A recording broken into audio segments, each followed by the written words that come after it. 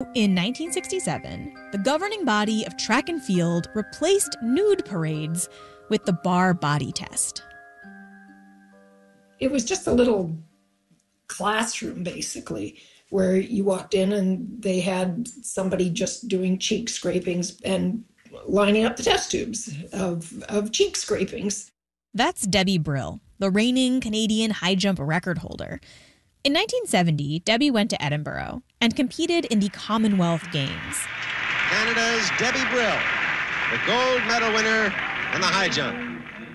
But before Debbie could win her gold, she had to go through sex testing.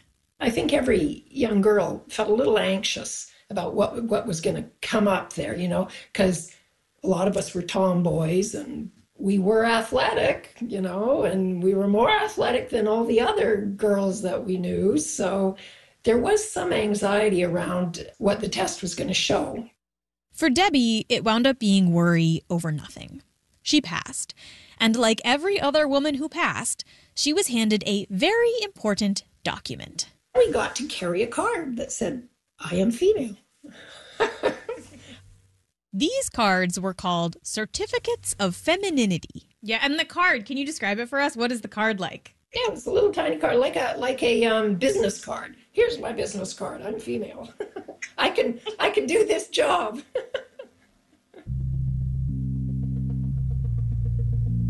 From 1968 to 1999, for more than 30 years, every woman who competed in the Olympics, in every single sport, had to take a chromosome test and get one of these little cards verifying that they were female. And they had to bring this card with them if they wanted to compete. And ending that practice would be quite a battle. That was Rose Eveleth, the host of Tested, a 6-part podcast from NPR's Embedded and CBC in Canada. It's WNYC. Just ahead, it's Marketplace. On the show this evening, the shipping industry has had some up and downs over the past few years. But despite metaphorical choppy waters, new ships continue to be ordered and built. And those ships are being delivered. Every week we have new ships coming online from the world shipbuilders. A look at how the seafaring industry of shipping is faring. That's coming up on Marketplace in just a moment. We'll be back with All Things Considered at 7. We're under a heat advisory that will be in effect until tomorrow evening. It's 6:30.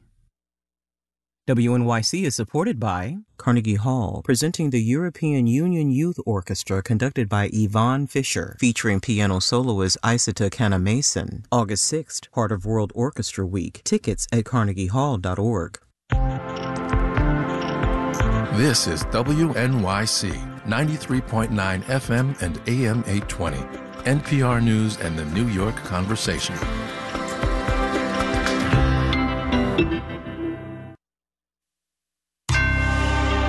Marketplace is supported by Bitwarden Password Manager, designed to empower travelers who need access to secure logins from any device and any place. Available to download at bitwarden.com.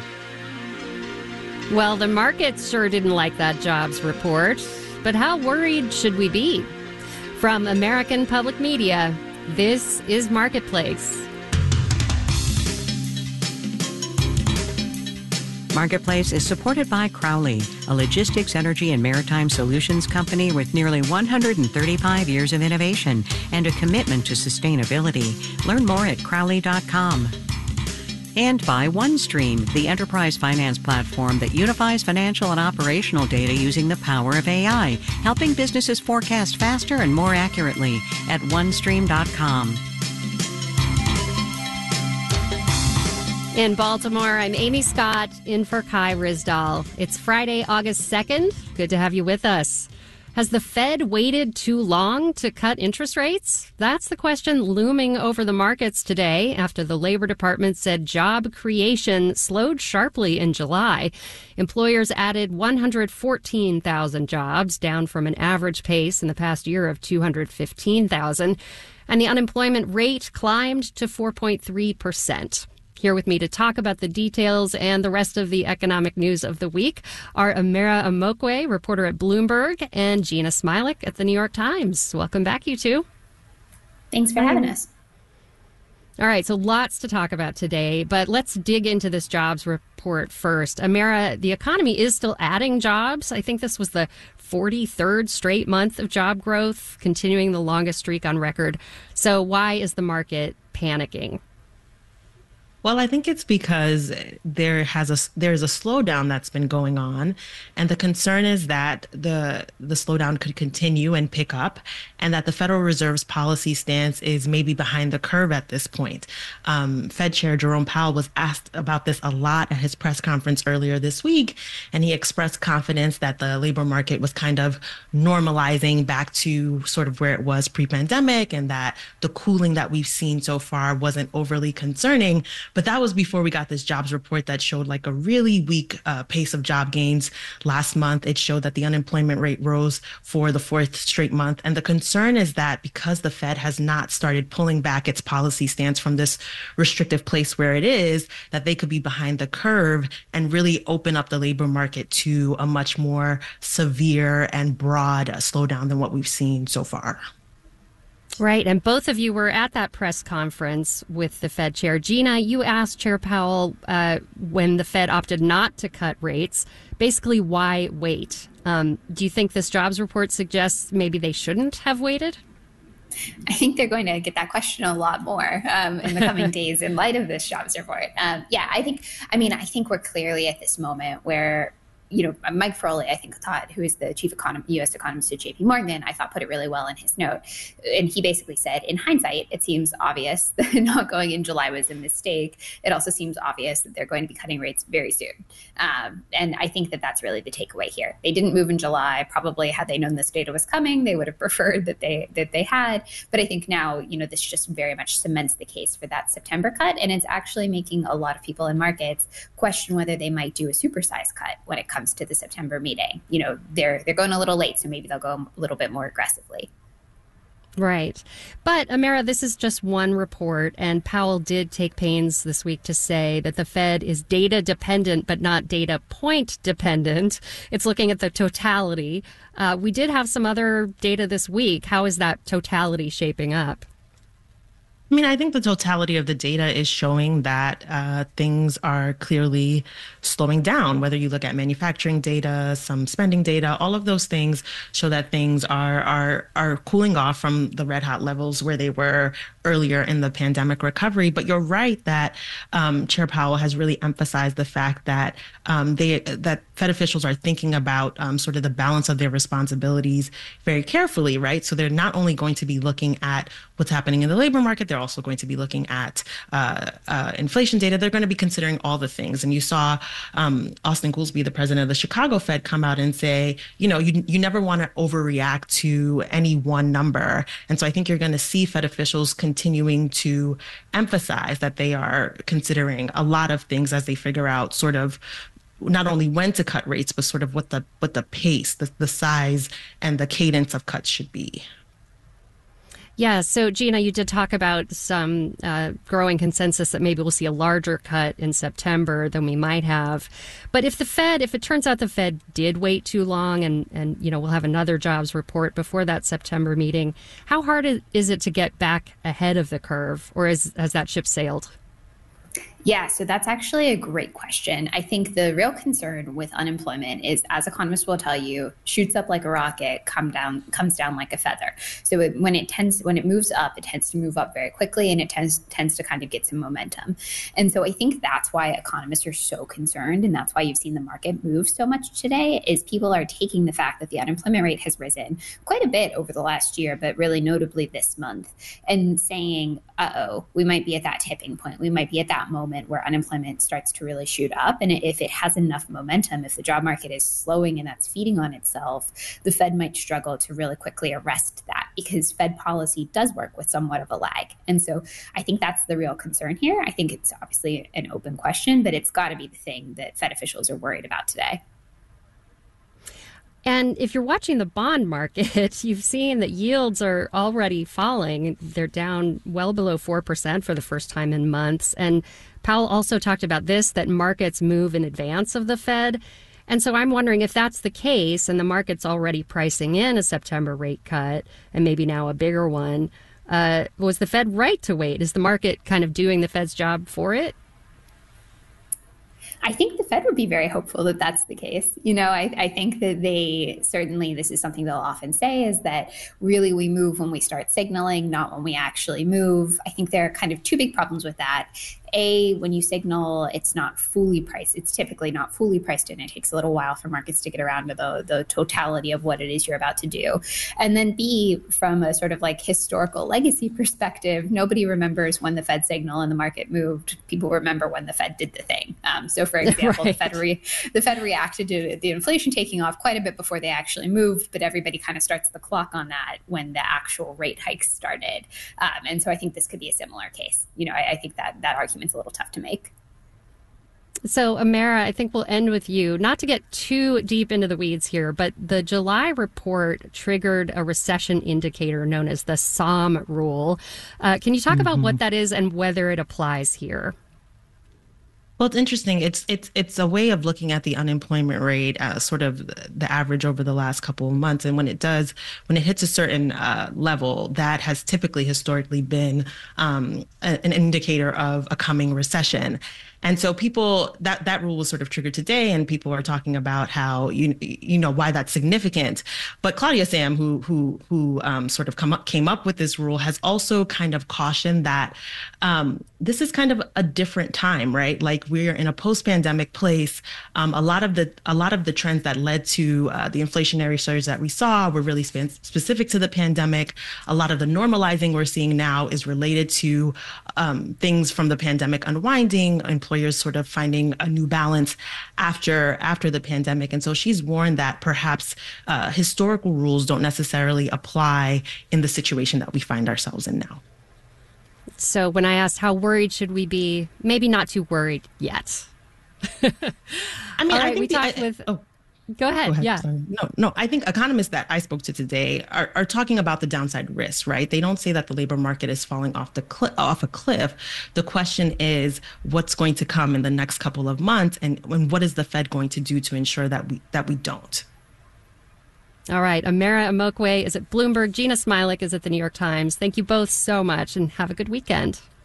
Thank you. Thank you.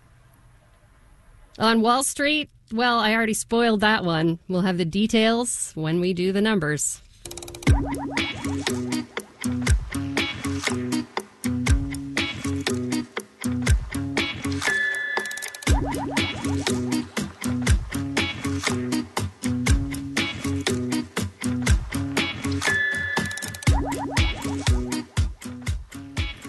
Among the 114,000 jobs employers did add last month, the health sector again led the way with 55,000 jobs. Construction added 25,000, hospitality 23,000.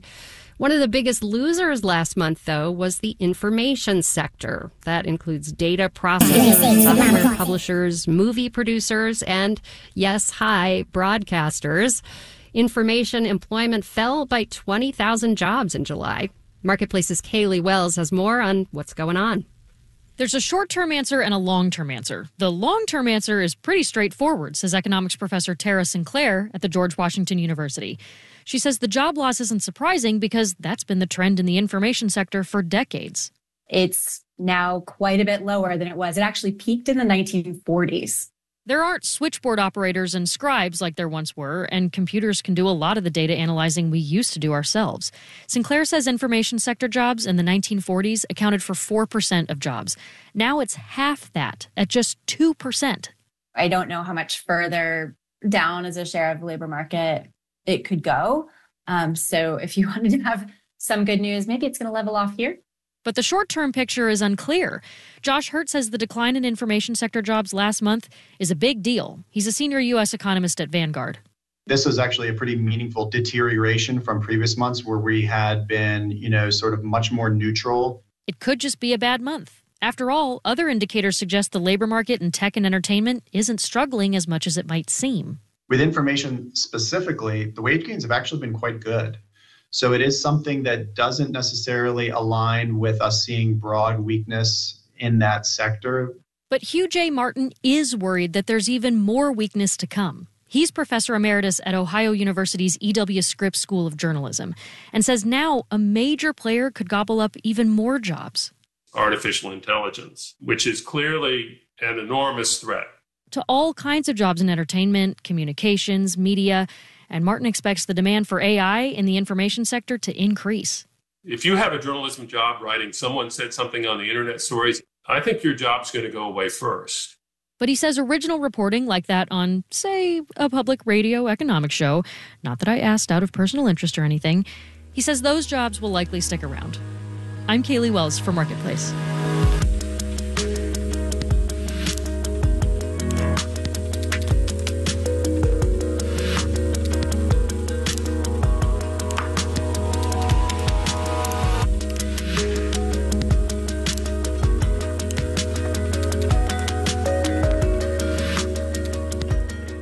Yes, we've talked a lot about jobs already, but stick with us because we're going back in time to a story about one job in the age before cell phones for this next installment of our series, My Analog Life, about how technology has changed the way we work. My name is Christina Azab. I live in San Diego, California, and currently I am a field business manager for an oncology company. For my entire career, since the 90s, I have been in field sales. I have actually had every iteration of communication device that exists. When I first started out in 1993, I had a pager, and it was important that my customers could reach me, so I would literally have to stop the car, find a payphone, look at the number on the pager, call them back. You know, my first mobile phone was a huge suitcase that I would put in the seat next to me and plug into my cigarette lighter in the car, which even cars don't even have those anymore.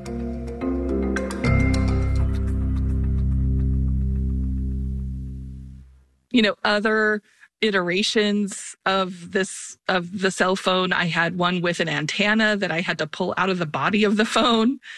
And eventually my favorite was actually my BlackBerry. I loved my BlackBerry, got very fast with typing with the little keyboard, and, you know, almost had to pry it out of my hands when I had to give that up for the iPhone. I mean, it made a huge difference when I could actually have a mobile device in my car, even though it was as big as a suitcase. It still meant that I didn't have to stop the car, go find a payphone. I even, one of my customers was the Washington State Ferries, and I could even get on the ferry finally and have communication from the ferry, which was amazing. Now, of course, everything is mobile. You know, I had a Zoom call the other day with my boss from the parking lot of a Costco. So now I can be reached anywhere, anytime. And really the advancements in mobile communication have moved business at speeds we never even imagined in the 90s.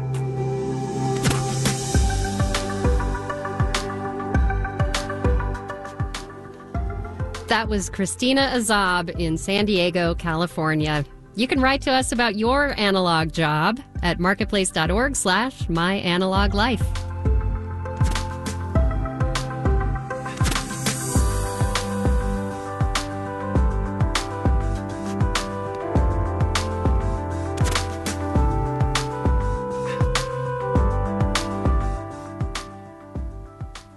Coming up.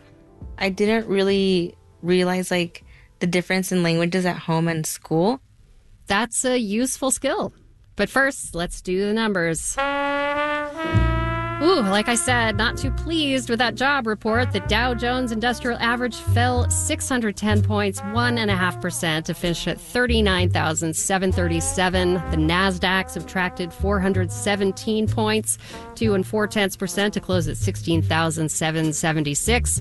And the S&P 500 lost 100 points, more than 1.8%, to end at 5346. For the week, the Dow retreated 2.1%, the NASDAQ declined 3.1%, and the S&P 500 weakened almost 2.1%. The bad news started after the bell yesterday when Amazon.com reported that consumers don't seem to feel like doing as much consuming as they have been, even though the company reported profits and cloud computing revenues that beat expectations. Amazon gave back just shy of 8.8% today. Bonds rose, as I said. The yield on the 10-year T-note fell to 3.79%. You're listening to Marketplace. Marketplace is supported by Amazon Business, aiming to help save time by offering smart business buying solutions so there's more time to focus on growing the business and less time doing the admin. More at AmazonBusiness.com. And by Odoo, management software designed to unite every aspect of business into one simple platform. Odoo aims to take businesses to the next level. ODOO.com. Everything any business will ever need. And by the Peter G. Peterson Foundation, a nonpartisan organization dedicated to raising awareness and accelerating action on America's fiscal challenges to build a brighter economic future for the next generation. Learn more at pgpf.org.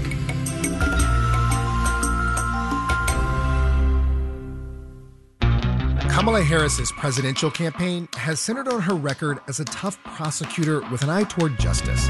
But what does her time as California's so-called top cop reveal about her stance on policies that would prevent deaths like Sonia Massey's at the hands of police? I'm Kai Wright. Join me live to talk about Harris, the prosecutor, and Harris, the presidential hopeful, on the next Notes from America. Sunday evening at 6 on WNYC. You're listening to Marketplace on WNYC. Coming up in the 7 o'clock hour of All Things Considered, we'll hear from a former Israeli diplomat about whether Israel might be provoking an escalation in the Middle East that could drag the U.S. into conflict. We'll hear that and more at 7 o'clock on All Things Considered. We're under a heat advisory that will last until 7 p.m. tomorrow evening. For the rest of this evening, we'll see temperatures drop in the mid-70s. Pretty heavy showers and thunderstorms are expected throughout the night. This is Marketplace. I'm Amy Scott. Ocean shipping rates, as we reported a couple weeks ago, have been surging in recent months.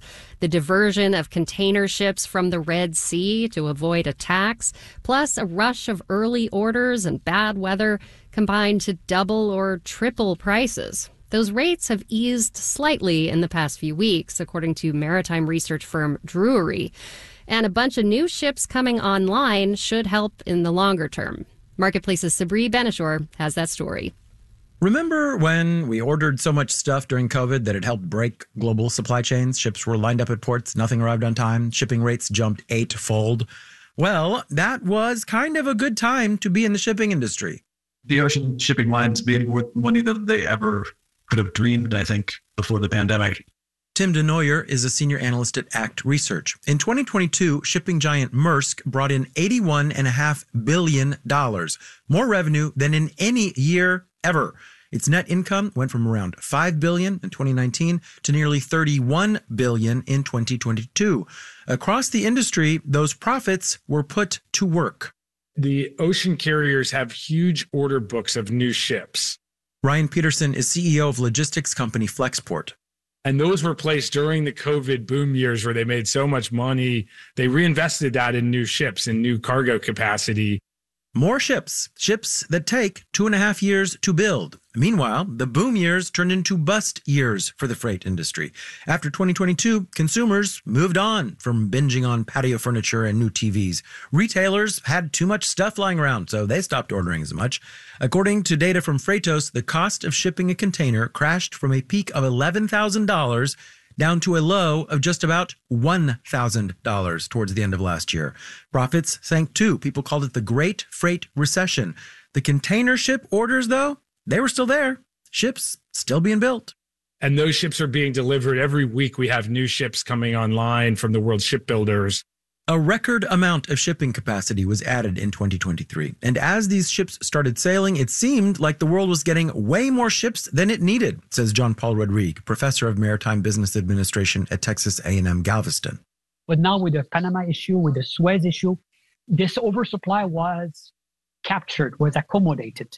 The Panama Canal lowered its water levels this spring because of a drought. Ships had to offload cargo to make it through. The war in Gaza has spilled into the Red Sea, so shippers are avoiding the Suez Canal.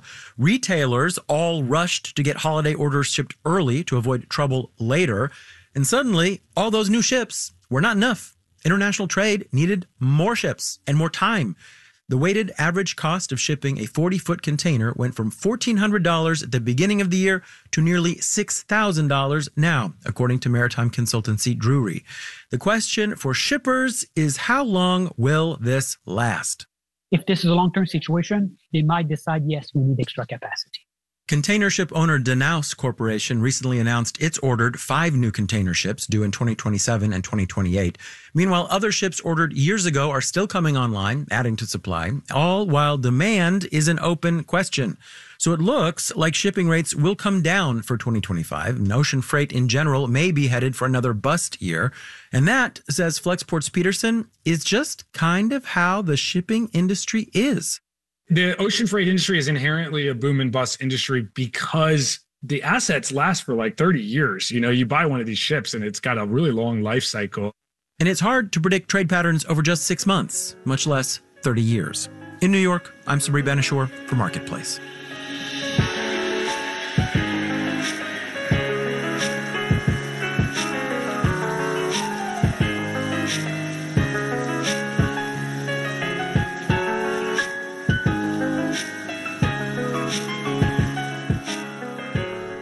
By 2060, the U.S. Census Bureau estimates 1 in 4 Americans will be Hispanic or Latino.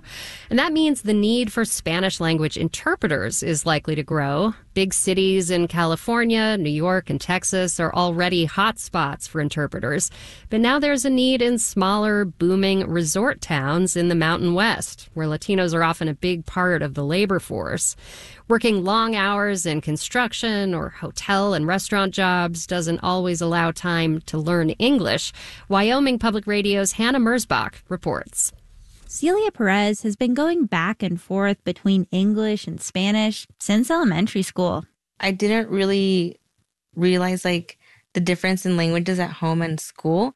Perez moved here to Victor, Idaho back in the 90s. It's a bedroom community for Jackson Hole, Wyoming, and is nestled in the Tetons. Perez was born in Mexico and raised in the U.S. And as a kid, she stepped in to interpret for her mom.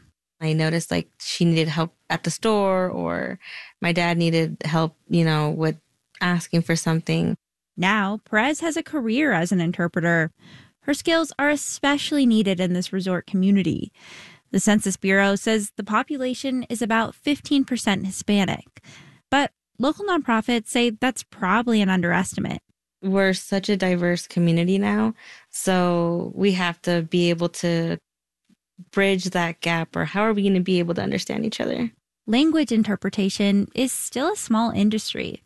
The Bureau of Labor Statistics estimates there's about 50,000 interpreters and translators nationwide, mostly in big metro areas. But in the next decade, the industry is expected to grow by upwards of 20% in places like schools and healthcare offices, where interpreters are legally required.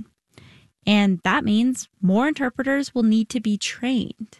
So it's not only listening, it's active listening. Giovanna Carrillo Contreras leads a workshop for new interpreters in an air-conditioned conference room in Jackson Hole. She's training bilingual health workers, police officers, airline, and hotel staffers. She tells the class it's not enough to simply repeat a Spanish speaker's words in English or vice versa. We have to understand, process, analyze, convert, and deliver. Interpretation is not just about what someone says, but how they say it. There's emotion or pauses, regional dialects, idioms that Google Translate or AI might miss.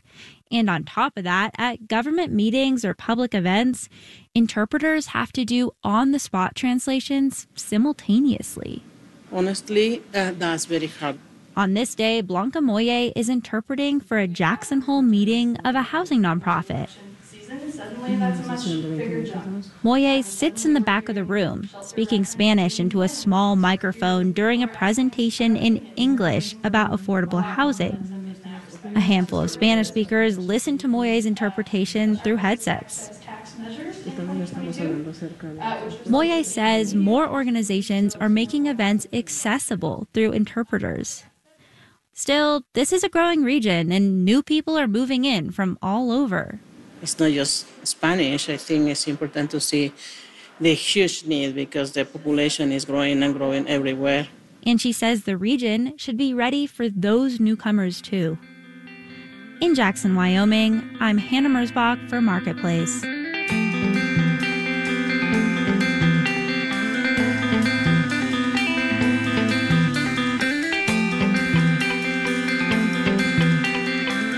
Marketplace is supported by Progressive Insurance with Snapshot. Learn more about Snapshot at progressive.com or 1-800-PROGRESSIVE. Snapshot not available in California or from all agents. And by Rubrik. When cyber attacks put businesses at risk, Rubrik provides the power to bounce back fast. More at Rubrik.com. Ugh. This final note on the way out today.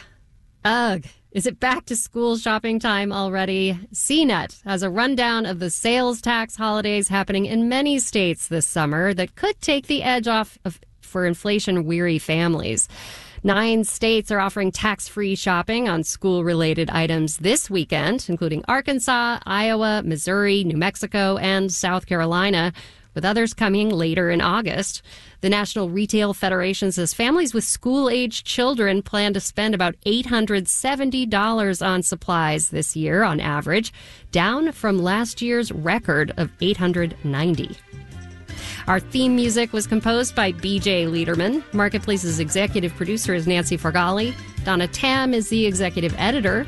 Neil Scarborough is the vice president and general manager. And I'm Amy Scott. Have a great weekend. We'll be back on Monday.